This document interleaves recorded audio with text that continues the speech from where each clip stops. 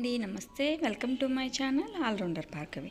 నేనైతే ఈ వీడియోలో ఈ బ్లౌజ్ని ఎలా కట్ చేసి స్టిచ్ చేసానో చూపిస్తున్నాను. ఇది ఎంబ్రాయిడింగ్ చేసిన బ్లౌజ్ అనమాట. ఆల్రెడీ వర్క్ బ్లౌజ్ కొన్నప్పుడే వచ్చింది. దీన్ని ఎలా కట్ చేసుకోవాలో చూపిస్తున్నాను. ఇప్పుడు మనకి బ్యాక్ పార్ట్కి ఈ వర్క్ అనేది వచ్చింది. దీన్ని హాఫ్కి ఫోల్డ్ చేశాను అనమాట. అంటే సేమ్ అటు ఇటు సేమ్ వర్క్ వచ్చింది కాబట్టి కరెక్ట్గా హాఫ్కి ఫోల్డ్ చేసి ఈ విధంగా లైనింగ్ పీస్ మీద పెట్టాను. ఫస్ట్ ఇలా ఉజ్జాయింపుగా మెడ ఎక్కడికి వస్తుంది, షోల్డర్ మిడ్ పాయింట్ ఈ ఎంబ్రాయిడింగ్ షోల్డర్ దగ్గరికి వస్తుందా లేదా ఈ విధంగా చూసుకొని మనం కరెక్ట్గా ఫోల్డ్ చేసుకొని అరేంజ్ చేసుకోవాలి. అది డిజైన్ బట్టి మనం ఇవి ఫోల్డింగ్ అనేది చేసుకోవాలి. ఇక్కడ ఈ బ్లౌజ్కి 2 సైడ్స్ ఒకే మోడల్ వచ్చింది కాబట్టి నేను ఇలాగ ట్రాన్స్పరెంట్గా పైకి చూసుకొని ఫోల్డ్ చేశాను. ఇక్కడ లైనింగ్ పీస్ మీద పెట్టాను. ఇక్కడ కొలతలు వచ్చేసి పొడవు 15 inches, shoulder width 6 inches, arm hole 6 inches, chest loose 9 inches అండి, 9 ఇంచెస్.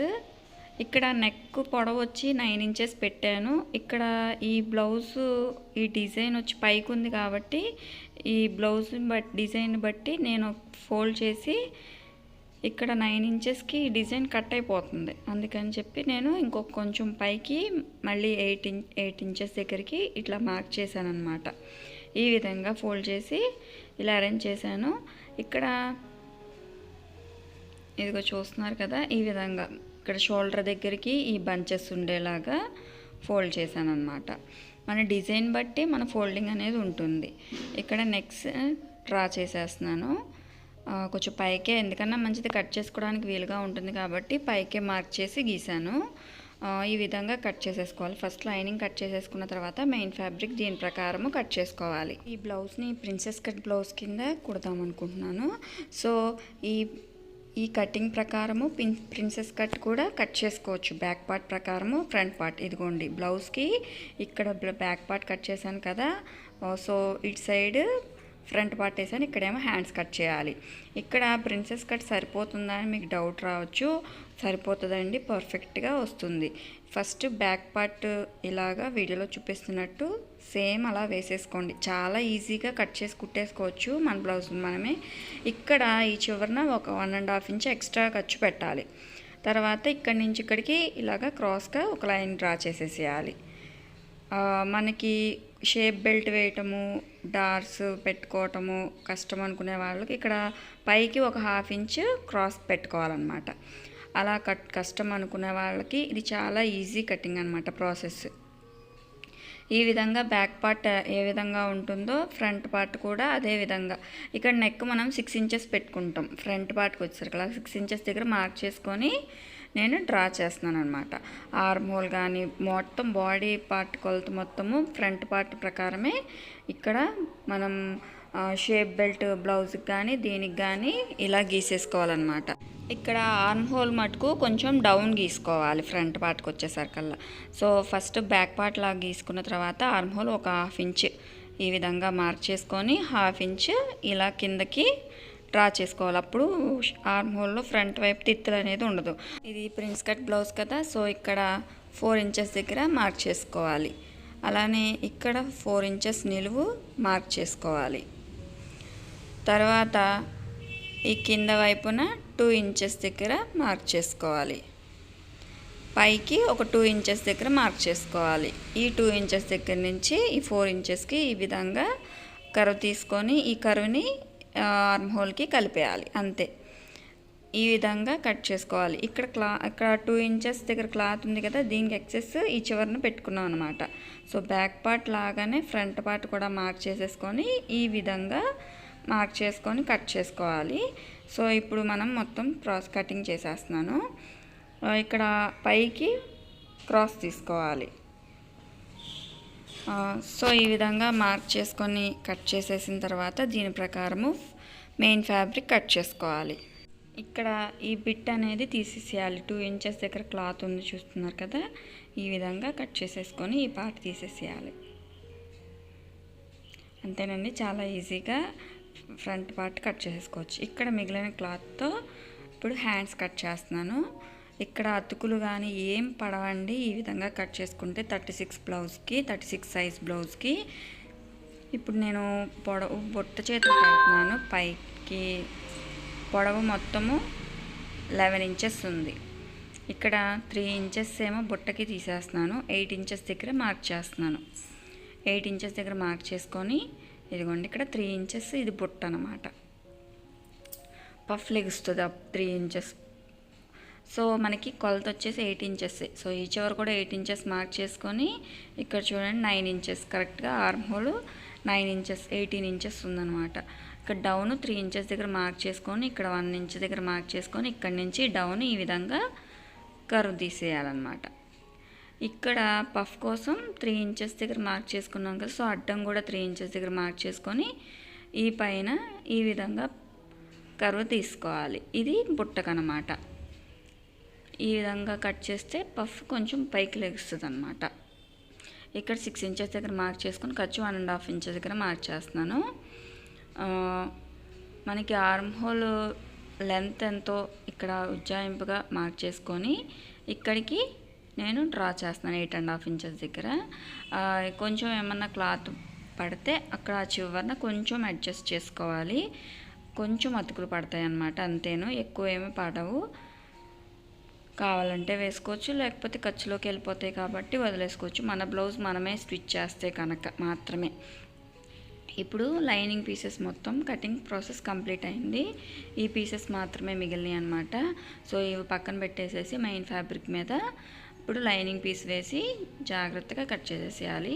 ఇదిగోండి కట్ చేసేటప్పుడు కూడా మళ్ళీ కరెక్ట్గా ఉన్నాయా లేదా 1-2 సార్లు చూసుకొని ఈ బ్లౌజ్ ఈ డిజైన్ ఈ మోడల్ ఉంది కాబట్టి నేను 2 ఫ్లవర్స్ ఒకలాగా 2 నెమళ్ళు ఒకే విధంగా వచ్చేలాగా పెట్టుకొని ఈ విధంగా కట్ చేస్తున్నాను. ఇదిగోండి ఇక్కడేమో కొంచెం ఎక్కువ క్లాత్ ఉంది కాబట్టి దీన్ని నడుం పట్టీ కింద మెయిన్ ఫ్యాబ్రిక్నే ఉంచేస్తున్నాను. సో ఈ విధంగా అరేంజ్ చేసుకొని కొంచెం ఎక్సెస్ క్లాత్ పెట్టుకొని, అంటే మెయిన్ ఫ్యాబ్రిక్ కొంచెం ఎక్సెస్ క్లాత్ ఉండేలాగా ఉంచుకొని కట్ చేసేసేయాలి. ఇది ఇలా కట్ చేసేసేయాలి. కొంచెం ఎక్సెస్ క్లాత్ ఉంటే చాలు. కటింగ్ చేసేసిన తర్వాత స్టిచ్ చేసిన తర్వాత అటాచ్ చేస్తాం కదా మెయిన్ ఫ్యాబ్రిక్ లైనింగ్, ఆ తర్వాత ఎక్సెస్ పార్ట్ మొత్తాన్ని కట్ చేసేయచ్చు. మేడ ఇప్పుడు కూడా కట్ చేయకూడదండి, ఎందుకంటే ఎగుడు దిగుడు వచ్చేస్తుంది. సో మేడ పెట్టట్లేదు. ఇలా లైనింగ్ పీస్ని మెయిన్ ఫ్యాబ్రిక్ మీద ఈ విధంగా అరేంజ్ చేసుకొని కట్ చేసేసాను. ఇప్పుడు నేను గ్లూతో మొత్తము జాయింట్ చేసేసిన తర్వాత నేను కుట్టేస్తాను. మళ్ళీ దీన్ని మొత్తం అటాచ్ చేయాల్సిన పని లేదు. సిల్కీగా ఉంటే ఈ టెక్నిక్ యూజ్ చేయండి. బ్లౌజ్ కనుక సిల్కీగా ఉంటే, కొంచెం స్టిఫ్గా ఉంటే పర్వాలేదు, మిషన్ మీద స్టిచ్ చేసేయచ్చు. నేనైతే 1 సైడ్ ఈ గ్లూతో అప్లై చేసిన తర్వాత అటాచ్ చేసేసిన తర్వాత ఇంకొక సైడ్ అటాచ్ చేస్తాను. ఇప్పుడు ఇలా చేయటం వల్ల మనం మిషన్ మీద స్టిచ్ చేయాల్సిన పని లేదు. అటు ఇటు జరిగిపోతూ ఉంటుంది కదా క్లాత్, అలాగ జరగకుండా ఈజీగా ఇలా అంటించేస్తే నీట్గా అంటుకుపోతుంది. మనం డైరెక్ట్ స్టిచ్ చేసేసుకోవచ్చు అన్నమాట లైనింగ్ బ్లౌజ్ని. ఇలా 1 సైడ్ అటాచ్ చేసిన తర్వాత ఇంకో సైడ్ ఈ విధంగా గ్లూ పెట్టేసేసి అంటించేస్తే సరిపోతుంది. మళ్ళీ దీని మీద స్టిచ్ చేయాల్సిన పని లేదు. డైరెక్ట్గా మామూలు నార్మల్ బ్లౌజ్ స్టిచ్ చేసినట్టు స్టిచ్ చేసేసుకోవచ్చు. ఇప్పుడు ఫ్రంట్ పార్ట్లో 1 సైడ్ పార్ట్ ఈ విధంగా అరేంజ్ చేసుకున్న తర్వాత నెక్ పార్ట్ ఉంటుంది కదా, ఈ విధంగా చూడండి గ్లూ అంటుకుపోతుంది. ఈ నెక్ పార్ట్కి మటుకు నెక్ ఫస్ట్ స్టిచ్ చేసేసిన తర్వాత రివర్స్ తిప్పేసేసి, అంటే లైనింగ్ పీసు మంచి వైపున పెట్టి నెక్ స్టిచ్ చేయాలన్నమాట. లైనింగ్ పీసు మంచి వైపున, మెయిన్ ఫ్యాబ్రిక్ మంచి వైపున పెట్టి ఈ విధంగా నెక్ ఫస్ట్ అటాచ్ చేసేసేయాలి. మీకు గోట్ వేసుకున్నా లేకపోతే క్లాత్ వేసి నెక్ స్టిచ్ చేసుకుంటామంటే నార్మల్గా లైనింగ్ పీస్ వెనకాతలే పెట్టచ్చు మెయిన్ ఫ్యాబ్రిక్కి. కానీ నేనేం చేస్తున్నానంటే ఇప్పుడు మెయిన్ ఫ్యాబ్రిక్ మీద లైనింగ్ పీస్ పెట్టి దీని మీద ఒక స్టిచ్ వేస్తున్నాను. ఇలా స్టిచ్ చేసేసిన తర్వాత ఈ లైనింగ్ పీస్ని లోపలికి ఫోల్డ్ చేసేసేయచ్చు అన్నమాట. ఇలా రెండిటిని జాయింట్ చేసేసి, ఇది రౌండ్ షేప్ కాబట్టి ఇలా చిన్నగా టక్స్ పెట్టుకొని ఈ విధంగా లోపలికి ఫోల్డ్ చేసేసి దీని మీద ఒక స్టిచ్ వేసేస్తే నెక్స్ట్ స్టిచ్చింగ్ కంప్లీట్ అయిపోతుంది. లోపల వైపుకి కొంచెం ఎక్కువ క్లాత్ పెట్టాం కాబట్టి సరిపోతుంది అన్నమాట. ఈ విధంగా ఫోల్డ్ చేసుకొని లోపలికి పెట్టేసేసి లైనింగ్ని దీని మీద ఒక స్టిచ్ వేసేస్తే సరిపోతుంది. అంతేనండి. ఇప్పుడు ఇటువైపు విడిగా ఉన్నాయి చూసారా, అవి మీరు అటాచ్ చేయాలంటే మిషన్ మీద అటాచ్ చేయొచ్చు, లేకపోతే గమ్ తోటి అటాచ్ చేసేయచ్చు. నేను ఆల్రెడీ దాన్ని గమ్తో అటాచ్ చేశాను కాబట్టి ఈ పార్ట్స్ కూడా ఇదిగోండి ఇక్కడ నెక్ జాయింట్ అయిపోయింది. సో ఆర్మ్ హోల్ దగ్గర మిగతా ప్లేస్ దగ్గర గ్లూతో అంటించేసేసి నార్మల్గా జాయింట్ చేసేయచ్చు అనమాట. మళ్ళీ దీన్ని మిషన్ మీద అటాచ్ చేసే పని లేకుండా.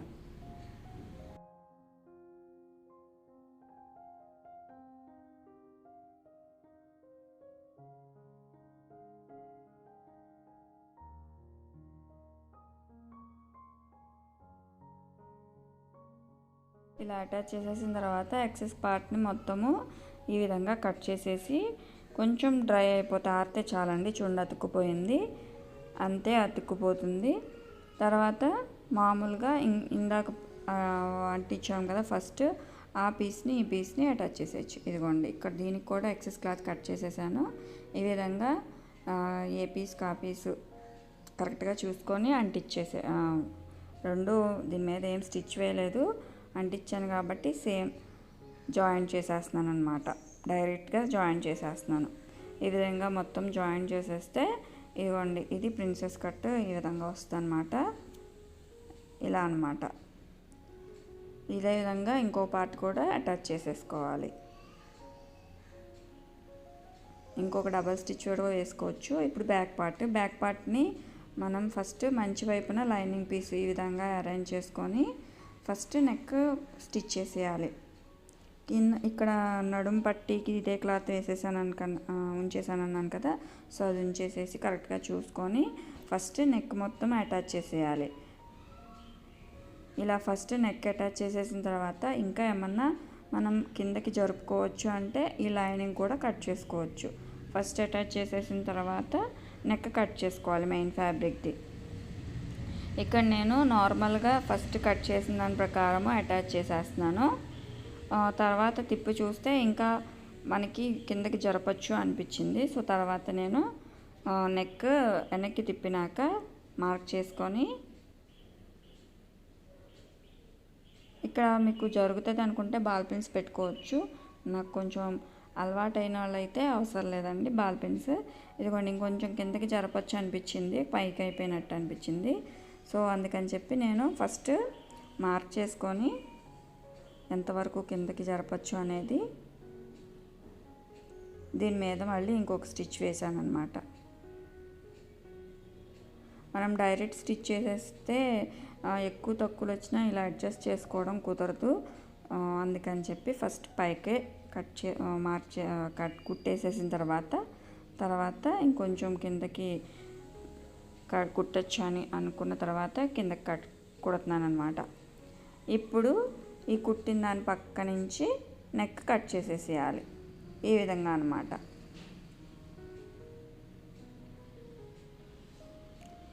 ఇలాగా నెక్ మొత్తం కట్ చేసేసిన తర్వాత చిన్నగా టక్స్ పెట్టుకోవాలి. రౌండ్ కదా, రౌండ్ దగ్గర మటుకు ఈ విధంగా చిన్నగా టక్స్ పెట్టుకోవాలి.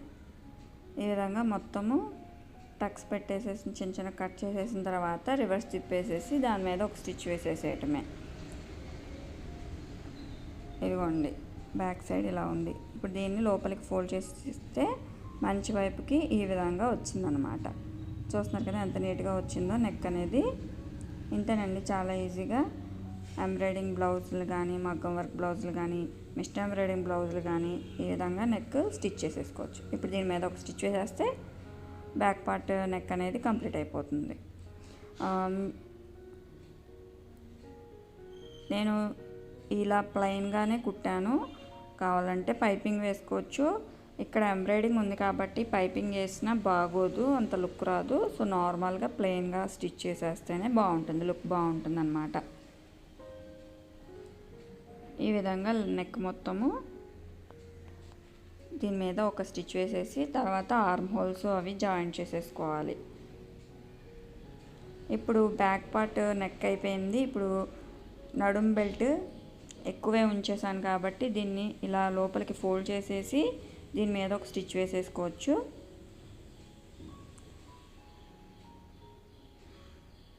ఈ విధంగా అన్నమాట. దీని మీద ఒక స్టిచ్ వేసేయచ్చు. మీకు హెమ్మింగే కావాలంటే ఈ స్టిచ్ విప్పేసేసి హెమ్మింగ్ కూడా వేసుకోవచ్చు. నేను ఈ స్టిచ్ వేసేసి అలా ఉంచేసాను. ఇప్పుడు డార్స్ పెడుతున్నాను అనమాట. స్టిచ్ వేసినా అంత పెద్దగా కనిపించట్లేదు పైకి, సో అందుకని స్టిచ్చింగ్ కుట్టేసేస్తున్నాను డైరెక్ట్గా. గట్టిగా కూడా ఉంటుంది మిషన్ మీద కుట్టింది. సో ఈ విధంగా స్టిచ్ చేస్తే బ్యాక్ పార్ట్ కంప్లీట్ అయిపోతుంది. ఇదిగోండి, నడుం బెల్ట్ అయిపోయింది, డార్స్ వేసేసాం. సో ఇప్పుడు హ్యాండ్స్ అనమాట. Hands lining pieces main fabric మీద పెట్టి ఫస్ట్ కింద వైపు జాయిన్ చేసేసి సేమ్ నెక్ ఎలా స్టిచ్ చేసామో వెనక వైపు తిప్పేసేయడం. అలాగా ఇలా లైనింగ్ పీస్ మెయిన్ ఫ్యాబ్రిక్ మీద పెట్టి జాయిన్ చేసేసి వెనక వైపు ఫోల్డ్ చేసేస్తే సరిపోతుందన్నమాట. అటాచ్ చేసేసి వెనక్కి తిప్పేసేసి దీనికి బార్డర్ ఇచ్చాడు. సో ఈ బార్డర్ని అటాచ్ చేస్తున్నాను.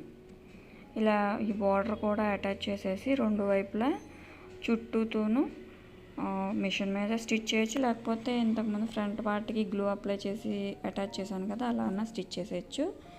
ఇక్కడ నేను ఫ్రంట్ పార్ట్కి ఉక్సు పట్టి వేస్తున్నానండి. ఉక్సులు కూడా మిషన్ మీదే అటాచ్ చేసేయచ్చు. ఫస్ట్ ఉక్సు పట్టి వేసేసిన తర్వాత దీన్ని ఇలా ఫోల్డ్ చేసి లోపలికి ఫోల్డ్ చేసేస్తే ఉక్సు పట్టి అయిపోతుంది. కానీ నేను మిషన్ మీద స్టిచ్ చేస్తాను కాబట్టి ఇదిగోండి, దీన్ని ఇలా లోపలికి ఫోల్డ్ చేసేస్తే ఉక్సు పట్టి అయిపోతుంది.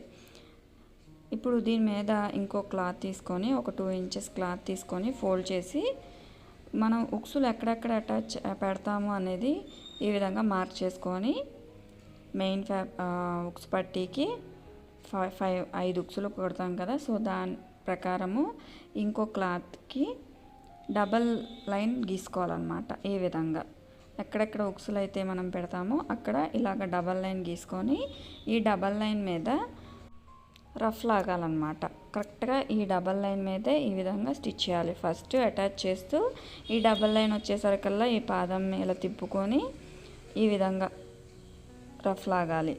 పాదం వెడల్పుతో డబల్ లైన్ రెండు గీతల మీద ఈ విధంగా జరుపుకొని ఈ విధంగా రఫ్ లాగాలి. ఈ గ్యాప్లో మనకి ఉక్స్ అనేది వస్తుంది అన్నమాట. మళ్ళీ పాదాన్ని తిప్పుకొని ఇక్కడ అటాచ్ చేయాలి ఉక్స్ పట్టీ వైపు. మళ్ళీ ఈ గీతలకు వచ్చే దగ్గరికి ఇలాగ తిప్పుకొని నిలువున ఈ విధంగా రఫ్ లాగాలన్నమాట. ఈ గ్యాప్స్లో మనం ఉక్స్లు అనేది పెట్టుకోవాలి ఈ విధంగా అన్నమాట.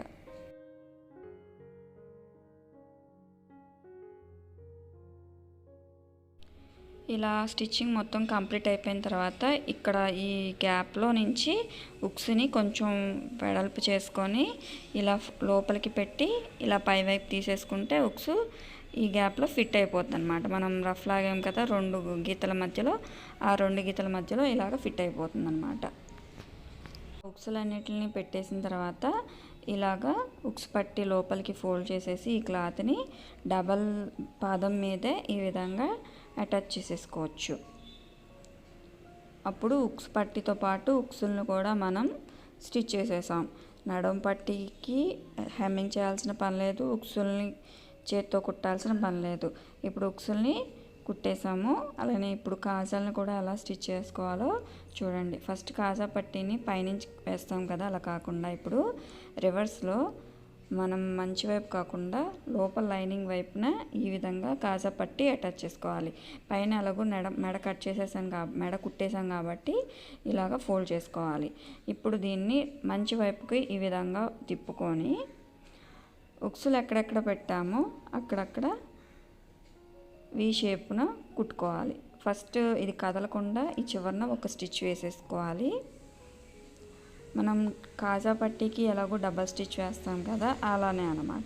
ఇప్పుడు ఇటు వచ్చేసరికల్లా ఫస్ట్ ఈ విధంగా ఇక్కడ కూడా రఫ్ లాగాలి. ఇందాక ఉక్సులకి ఎలా రఫ్ లాగామో 2 గీతలకి, అలానే కాజాలకి ఇలా వీ ఆకారంలో ఇలా రఫ్ లాగాలి.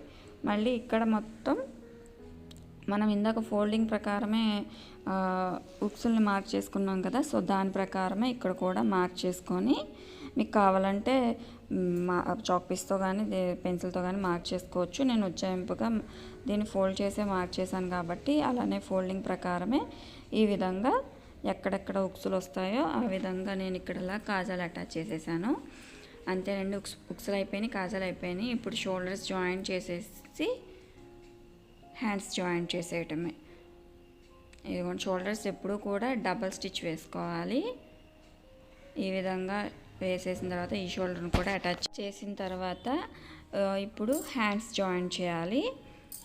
హ్యాండ్స్ ఇప్పుడు ఈ షోల్డర్ కుట్టాం కదా, ఈ కటింగ్ ఇక్కడ స్టిచ్చింగ్ దగ్గర నుంచి ఈ హ్యాండ్ ఫోల్డ్ చేసి ఈ విధంగా కుచ్చు పెట్టుకోవాలి. వన్ సైడ్ మన వైపు పెట్టుకోవాలి, ఇంకో సైడ్ ఏమో వీటికి ఎదురు పెట్టాలన్నమాట. ఈ విధంగా ఒక 3-4 కుచ్చులు వస్తాయి ఒక్కొక్క సైడు. అటు 3 ఇటు 3, లేకపోతే అటు 4 ఇటు 4 చిన్నగా కుచ్చులు వస్తాయి. ఇది స్టిచ్ చేసి మొత్తం ఆర్మ్ హోల్కి కరెక్ట్గా సరిపోతుందో లేదో ఉంచుకొని, ఏమైనా ఎక్కువ క్లాత్ ఉంటే ఈ విధంగా ఇంకో కుచ్చు పెట్టుకొని అటాచ్ చేసేయాలి. హ్యాండ్ వన్ సైడ్ అటాచ్ చేసేసిన తర్వాత ఇంకొక సైడ్ అటాచ్ చేయాలి. కరెక్ట్గా సరిపోయింది ఆర్మ్ హోల్కి హ్యాండ్. ఇప్పుడు ఇటు సైడ్ కూడా మనం ఆల్రెడీ కొన్ని కుచ్చులు పెట్టాము. ఒకసారి చూస్తున్నాను అనమాట, కరెక్ట్గా ఆర్మ్ హోల్ కరెక్ట్గా ఎక్కువ ఉందా తక్కువ ఉందా అని. సో ఎక్కువే ఉంది. సో ఇటు సైడ్ నుంచి అటాచ్ చేసేసాం అనుకోండి, ఏమన్నా క్లాత్ మిగిలితే కుచ్చు పెట్టుకోవచ్చు అన్నమాట. ఇదిగోండి, ఇప్పుడు మొత్తం అటాచ్ చేసేసిన తర్వాత ఇక్కడ ఎటువైపు కుచ్చు పెట్టామో చూసుకొని దాని ప్రకారం ఇంకో కుచ్చు వస్తే 1, 2 వస్తే 2 అడ్జస్ట్ చేసుకొని కుచ్చు పెట్టేస్తే కంప్లీట్ అయిపోతుంది. ఇంకా మొత్తము కూడా హ్యాండ్ మొత్తము కూడా జాయిన్ చేసేసేయాలి. రెండో స్టిచ్ వేసేసుకోవాలి. అంతేనండి, హ్యాండ్స్ కూడా అటాచ్ చేయడం కంప్లీట్ అయిపోయింది. చూస్తున్నారు కదా పఫ్ ఎంత బాగా వచ్చిందో, ఇలా వస్తుంది అన్నమాట. ఇప్పుడు దీన్ని రెండో హ్యాండ్ కూడా అటాచ్ చేసేసిన తర్వాత ఈ విధంగా మంచి వైపు ఒక స్టిచ్ వేసుకోవాలి. అటాచ్ చేయటం బ్లౌజు ఓవర్లాక్ లేకుండా ఈ విధంగా మంచి వైపు ఒకసారి అటాచ్ చేసేసిన తర్వాత చివరికి ఏమన్నా ఎక్సెస్ క్లాత్ దారాలు ఏమన్నా ఉంటే కట్ చేసేసేయాలి. ఈ విధంగా దీన్ని ఇప్పుడు రివర్స్ తిప్పేసేసి మనము కొలత ప్రకారం గీస్తాం కదా, దాని ప్రకారము పాదం వెడల్పుతో ఒక 3-4 కుట్లు పక్కనే వేసేసుకోవాలి. ఇదిగోండి, ఇక్కడ మనం మార్క్ చేస్తాం కదా జాయింట్, ఇదిగోండి 9 ఇంచెస్ దగ్గర మార్క్ చేసాం కదా, దాని మీద ఫస్ట్ మెయిన్ స్టిచ్ వేసుకోవాలి. వేసేసిన తర్వాత పక్కన ఒక పాదం వెడల్పుతో ఒక 3-4 స్టిచ్లు వేసేసుకుంటే ఖర్చులోకి క్లాత్ ఒకవేళ ఎక్కువ ఓల్డ్ చేసినా ఈ కుట్లు ఇప్పుకోవడానికి ఉంటుంది. అంతేనండి బ్లౌజ్ స్టిచ్చింగ్. మీకు కనుక నచ్చితే అర్థమైతే ప్లీజ్ సబ్స్క్రైబ్ మై ఛానల్. ఈ వీడియోలో హెమ్మింగ్ లేకుండా ఉక్సుల్ని, కాజాల్ని, నడుం పట్టీని మొత్తం మిషన్ మీద స్టిచ్ చేసేసాను. మీకు కనుక ఈ వీడియో అర్థమైతే please subscribe my channel. Thank you for watching.